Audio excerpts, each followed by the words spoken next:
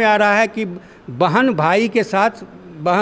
के साथ भाई बलात्कार करता है, बाप के साथ बेटी बलात्कार करता है। ये कौन सी संस्कृति? लोक संस्कृतियाँ हैं, जो लोक परंपराएं हैं, जो लोक गाथाएं हैं, उन तमाम संस्कृतियों का विकृतीकरण। ज़रूरत थी भिखारी ठाकुर शोध संस्थान की, यहाँ ज़रूरत थी ये महेंद्र मिश्र जैसे लोक गायकों के शोध संस्थान की। उस दिशा में कोई काम। कारण यह है कि आज जिस तरह से फूहड़ सांस्कृतिक कार्यक्रम, फूहड़ गीत, फूहड़ नाटक, इस तरह के चीज़ों का भरमार है और बाज़ार में उसका वर्चस्व कायम रहे सरकार, इसीलिए वो इस तरह का काम कर रहे हैं, इसको प्रमोट कर रहे हैं। यानी कुरीतियाँ जो फैल रही हैं समाज में, इसमें कहीं ना कहीं सरकार की भी अनदेखी है। बिल्कुल, सरकार की नीतियाँ उसी तरफ जा रही है और सरकार संस्कृत होते, सरकार संस्कृति की परिभाषा बदल देना चाहती है, सभ्यता की परिभाषा बदल देना चाहती है और इसीलिए आज का नौजवान दिग्भ्रमित हो रहा है। संपन्नता है, उनके पास पैसे हैं, लेकिन हमारे पास जनता का ताकत है,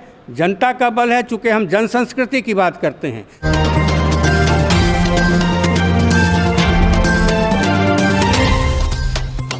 नमस्कार, आप देखना शुरू कर चुके हैं बिहार क्रांति न्यूज़ और मैं हूं आपके साथ अर्जुन कुमार।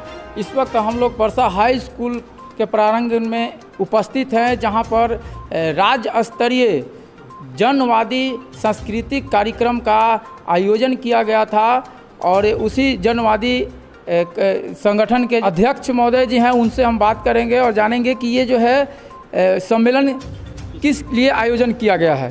सर, सबसे पहले तो हमारे चैनल में आपका स्वागत है। धन्यवाद। सर, हम जानना चाहते हैं कि ये जो राज्य स्तरीय जनवादी सांस्कृतिक मोर्चा कार्यक्रम का जो आयोजन किया गया यहाँ, इसका मेन उद्देश्य क्या है?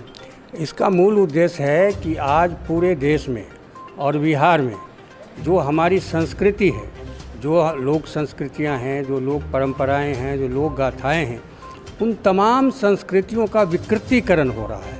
सरकार जो है तमाम चीज़ों को बाज़ारवादी दृष्टिकोण से देख रही है और हमारी जितने विरासत हैं, उन विरासत से लोगों को दूर हटाया जा रहा है, उसको विकृत किया जा रहा है।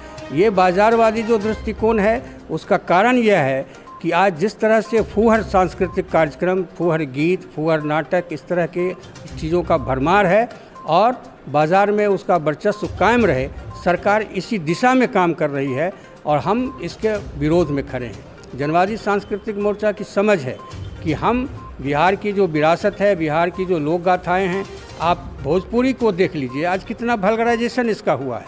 यहाँ ज़रूरत थी भिखारी ठाकुर शोध संस्थान की, यहाँ ज़रूरत थी ये महेंद्र मिश्र जैसे लोक गायकों के शोध संस्थान की।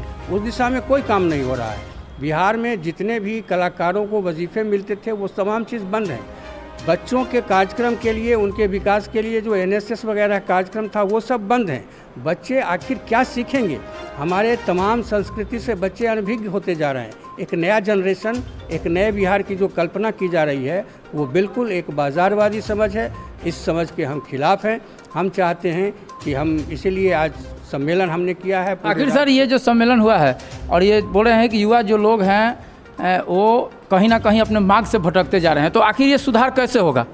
ये सुधार तभी होगा जब हमारी जो लोक परंपराएं रही हैं, लोक संस्कृतियां रही हैं, लोक गाथाएं रहे हैं, उनसे लोगों को परिचित कराया जाए कि हमारे पूर्वजों ने कितने संघर्ष करके आज समाज को इस स्थिति में ला के खड़ा किया है।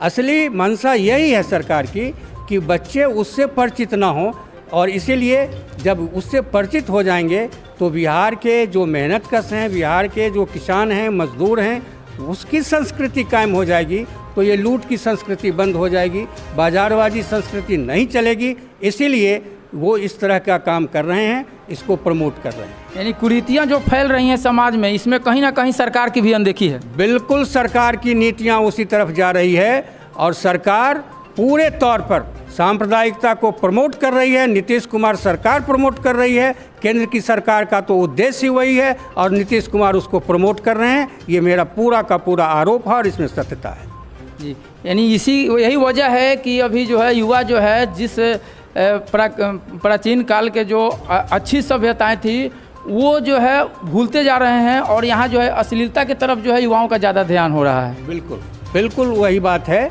और हमने आपको बार बार कहा है कि सरकार की जो नीति है वो बाज़ारवाद की है और बाज़ारवाद में सब चीज़ बिकाऊ होता है। तो जो बिकाऊ हो, जो ज़्यादा पैसा पैदा करेगा उस चीज़ को वो करेंगे। और नौजवान जब करप्ट हो जाएगा तो वो रोज़गार की बात नहीं करेगा, वो उसके रिलेशन संबंध हो जाएंगे, खराब हो जाएंगे। आज परिवार दरक रहा है हमारा, जो बराबर अखबारों में आ रहा है, मीडिया में आ रहा है कि बहन भाई के साथ बहन के साथ भाई बलात्कार करता है, बाप के साथ बेटी बलात्कार करता है। ये कौन सी संस्कृति पैदा कर रही है सरकार? ये उसी का परिणाम है कि ये जो परिवार दरक रहा है, सरकार इस संस्कृति को बाजारबाजी बना रही है, इसलिए उसका ये परिणाम है, हमारा समाज टूट रहा है। यानी पहले तो परिवार में लोग जो होते थे वो अपने माता पिता या भाई बहन के समक्ष कोई तरह का बात भी अगर करना होता था तो बहुत हिचकिचाहट होती थी, स्पष्ट रूप से बोलने में लोग जो है डरते थे और शर्म के मारे जो है कहीं पानी पानी हो जाते थे। मगर आज के युवा जो है, चाहे लड़का हो या लड़की हो, अपने माता पिता के सामने भी बोलने में कहीं नहीं हिचकते हैं। हाँ, उसका कारण है कि सरकार की जो शिक्षा है वो शिक्षा कहीं भी संस्कृति से जुड़ी हुई नहीं है।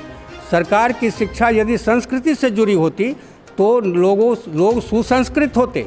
सरकार संस्कृति की परिभाषा बदल देना चाहती है, सभ्यता की परिभाषा बदल देना चाहती है, और इसीलिए आज का नौजवान दिग्भ्रमित हो रहा है, नौजवान भटक रहा है और उसमें उच्छृंखलता पैदा हो रही है। वो पूरे तौर पर ये सरकार की गलत नीतियों का परिणाम है। यानी कहीं ना कहीं आप लोगों का जो ये प्रयास है, जो राज्य स्तरीय सम्मेलन हुई है, ये प्रयास कहाँ तक सफल हो पाएगी? देखिए, प्रयास सफल होना तो निश्चित है, हम इसमें सफल होंगे।